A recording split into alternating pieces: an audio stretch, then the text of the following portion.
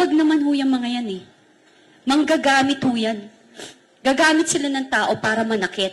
Gagamit sila ng mga tao para sila yung gumalaw para sa kanila. Pero sabihin mong sila itself ang gagawin, hindi na gagawin. Kaya sa inyo, na akala nyo kakampi nyo yan, kasi ginagamit kayo, collateral damage lang kayo. Look what happened. Di ba ang dami lang tinanggal ngayon sa mga trabahador nila dyan sa gobyerno?